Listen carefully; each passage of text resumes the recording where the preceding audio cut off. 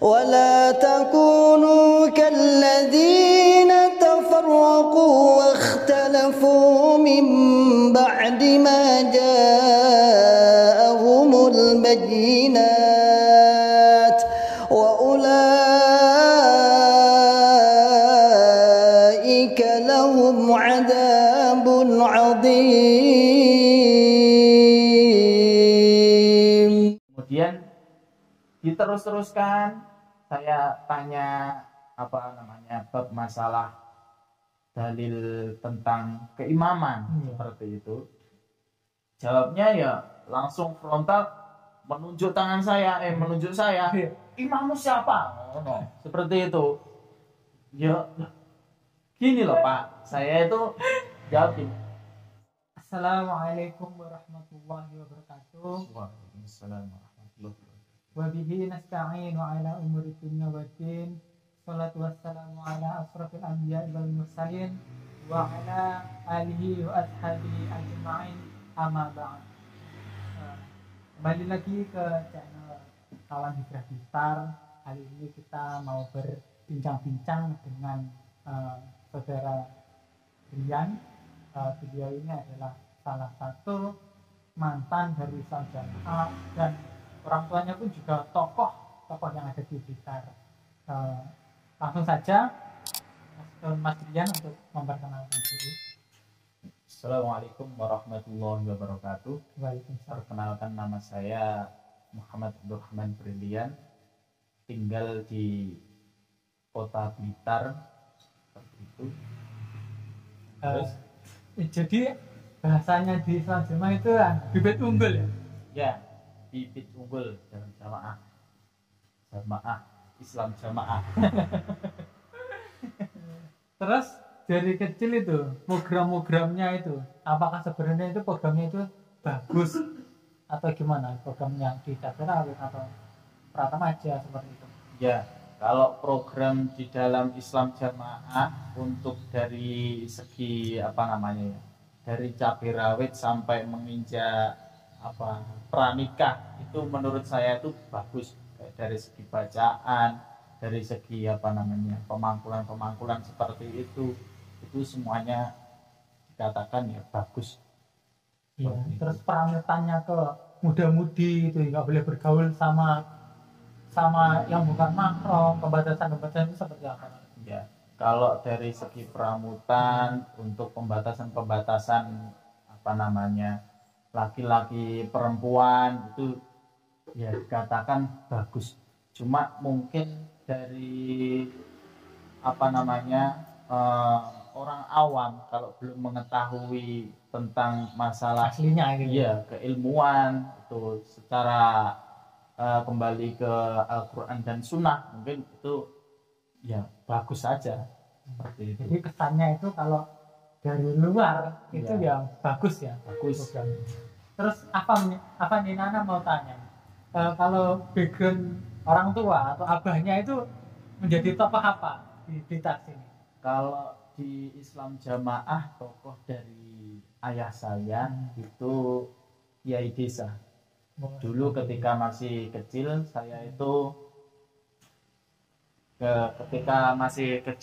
ayah saya itu awalnya jadi rokyah biasa, kemudian diangkat jadi namanya, kalau sebutannya di dalam Islam Jamaah itu Kiai Kelompok. Setelah itu ketika saya itu sudah mondok dan mau jadi mubalek, kalau di Islam Jamaah sebutannya seperti itu ayah saya sudah diangkat menjadi kiai desa. Ibaratnya kalau di pemerintahan itu kiai kota seperti itu. Kiai kota atau kiai di kecamatan levelnya sampai sekarang. Ya.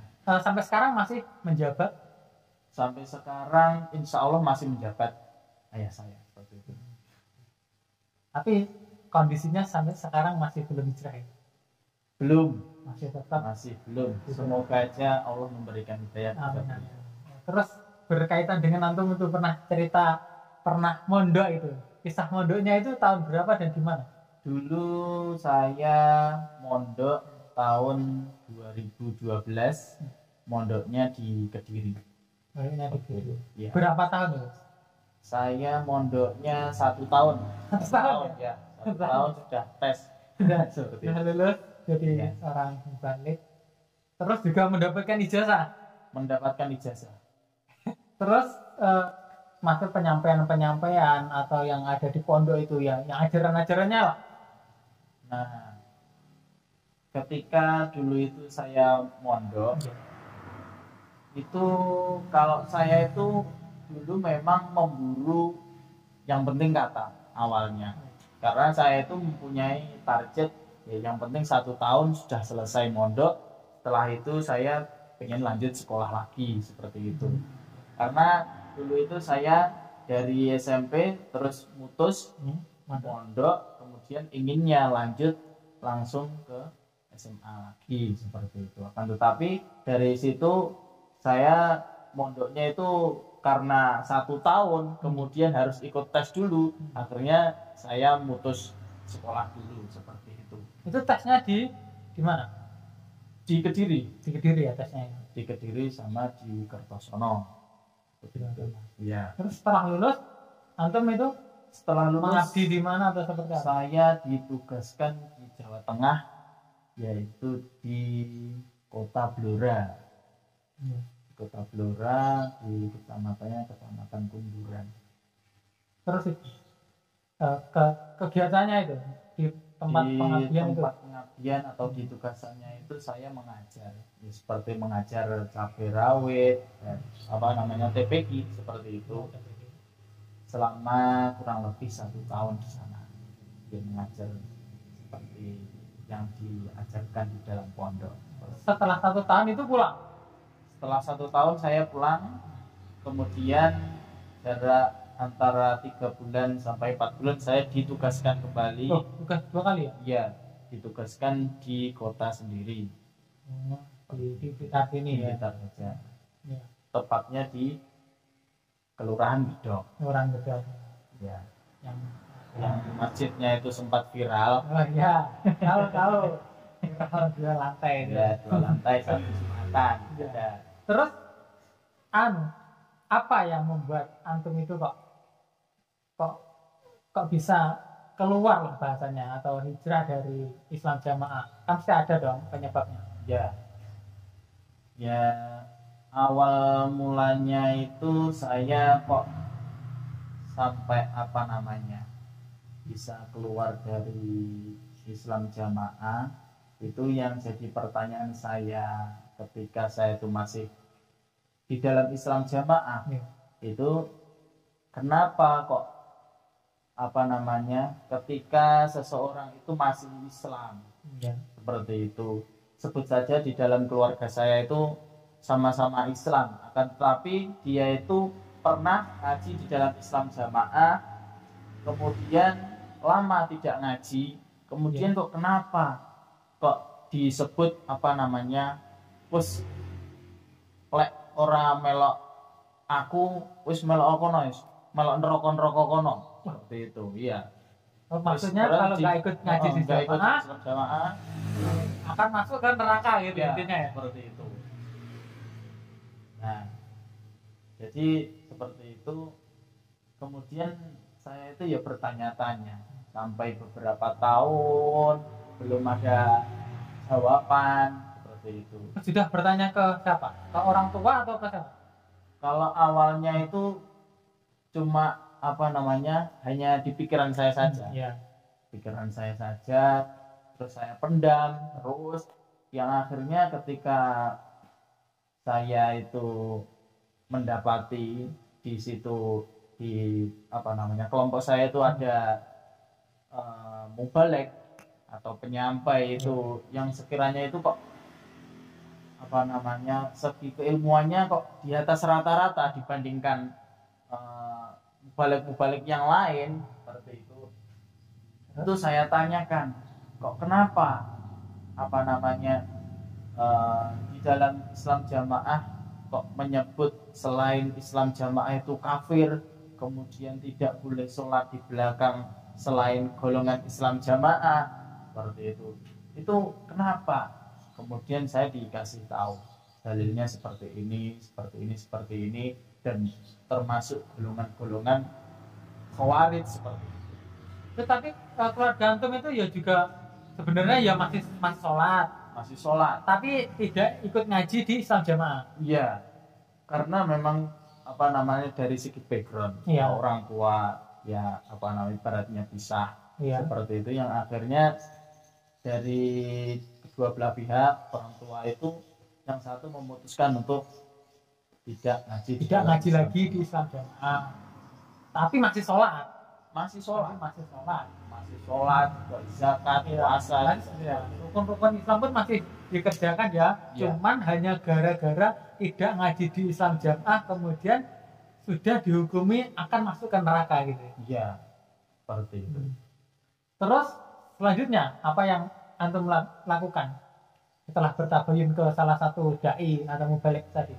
Nah, setelah itu saya tuh akhirnya ibaratnya saya memberitahu kepada orang tua saya kalau dari segi pemahaman yang seperti itu sebenarnya salah, karena seseorang itu kok masih sholat terus kok udah dicap kok masuk neraka, padahal orangnya itu belum mati seperti itu. Kan kita tidak tahu mau mati itu dia itu husnul khotimah atau tidak, seperti itu. Kok yang penting dia itu tidak mengikuti Islam Jamaah kok langsung diklaim neraka. Nah, seperti itu. Nah, juga ada cerita bahwasanya saya kan mempunyai adik, saya 4 bersaudara. Nah, saya punya adik 2, dia itu ya sholat, baratnya ya sholat seperti umumnya orang-orang Islam pada umumnya seperti itu. Akan tetapi dia itu cuma jarang mengikuti kegiatan di dalam Islam Jamaah seperti ngajinya, seperti kalau di Islam Jamaah nyebutnya ya sambung jamaahnya, sudah sambung ya, sudah tidak sambung. Akan tetapi adik saya baratnya ya sudah kamu orang ngaji rokok, seperti itu. Jadi akhirnya saya kan jadi timbul pertanyaan juga seperti itu, yang kemudian saya tahu bahwa yang penting orang itu masih sholat itu ya tetap dianggap sebagai orang Islam. Kemudian apakah ada poin-poin tertentu sampai orang tua antum itu menganggap kalau nggak ngaji di Islam Jamaah itu neraka atau seperti itu? Kira-kira apakah ada penyebabnya kira? Ceritanya seperti ini. Dulu ketika di kelompok saya itu ada geger-geger, ada suatu beda pemahaman antara sebagian jemaah ini dengan sebagian jemaah ini. Kemudian saya tabayun kepada kedua belah pihak. Yang grup A itu mengatakan bahwasanya di dalam Islam Jamaah itu ada kesalahannya, seperti itu, yang kemudian harus diluruskan, seperti itu. Kemudian saya mau tabayun tentang masalah dalil-dalil yang berkaitan yang dianut oleh Islam Jamaah, seperti itu. Yang kemudian ketika saya itu tabayun itu malah tidak mendapatkan jawaban yang menjadi penyejuk di dalam hati saya. Ada kepuasan gitu ya.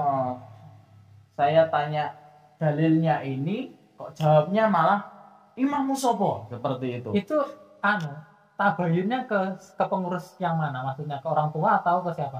Itu pertama saya tabayun kepada orang tua saya selaku kepengurusan di dalam desa. Desa tadi ya. Desa tadi. Seperti itu. Kemudian jawaban dari orang tua saya itu, aku iki wong goblok, orang ngerti ngono kuwi, seperti itu. Saya itu tidak tahu. Saya itu ibaratnya ya kurang tahu dari segi keilmuan yang seperti itu. Saya tanyakan masalah dalil bi imamihim itu artinya apa yang sebenarnya, seperti itu. Kemudian tidak tahu, yang akhirnya saya ginikan. Ya udah, kalau seperti itu sampean sampean jadwalkan tabayun kepada orang yang lebih mengetahui seperti itu. Ibaratnya siapa yang orang alimnya di Islam Jamaah di Blitar gitu ya. Seperti itu. Akhirnya pada suatu kesempatan saya dipertemukan di sebuah aula seperti itu.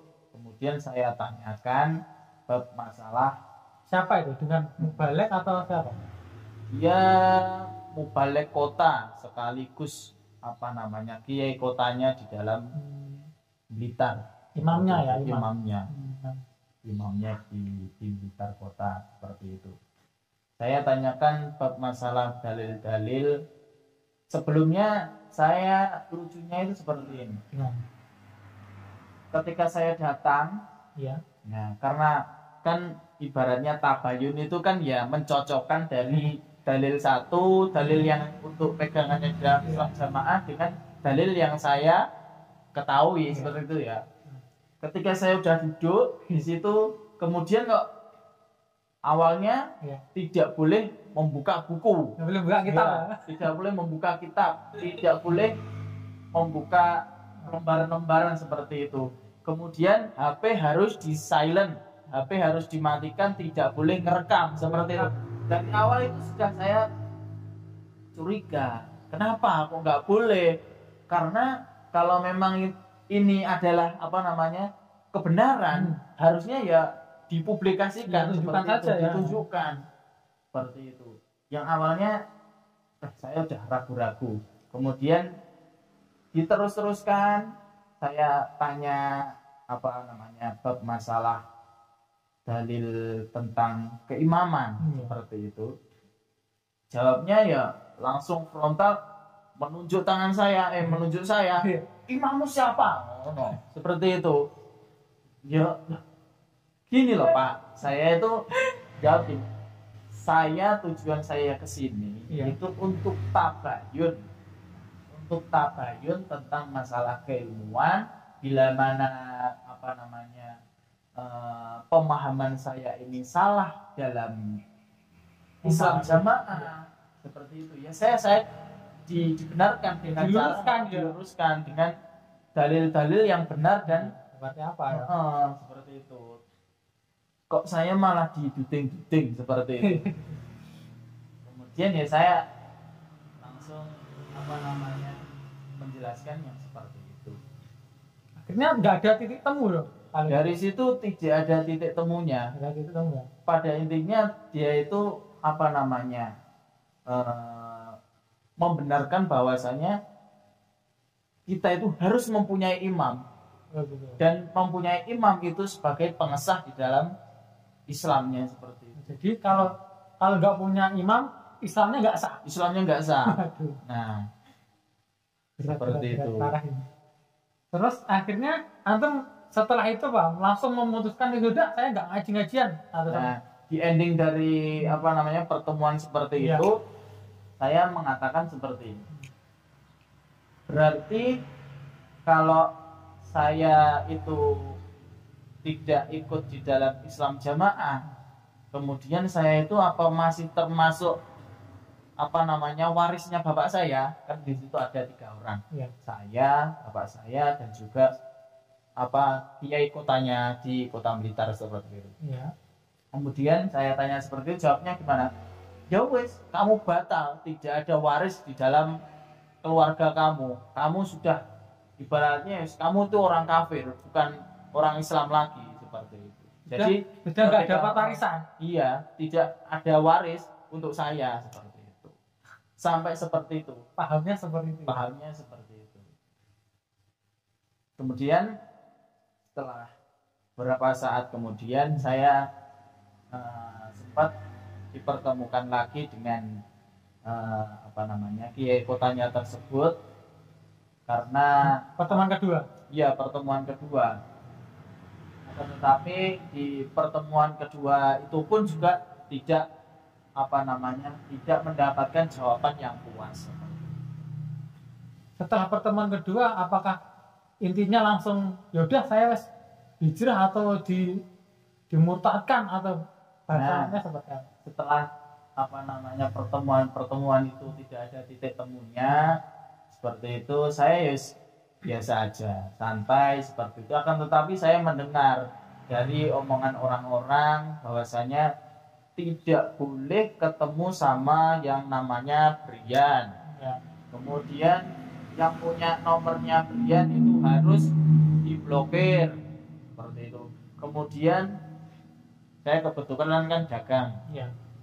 Tidak boleh beli di warungnya Brian. Diboikot lah Ya, ya. ibaratnya saya itu sudah dimurtadkan, dan ibaratnya di keluarga ya sudah senggang. Iya. Ibaratnya wis tidak, ibaratnya ya wis Seperti bukan keluarga. Seperti bukan keluarga. Meskipun tidak diungkapkan secara langsung ya. Iya. Wes ya sudah lah, sudah nggak pernah sambung, sudah nggak pernah ngaji di Islam Jamaah atau memutuskan hijrah secara terang-terangan atau seperti apa?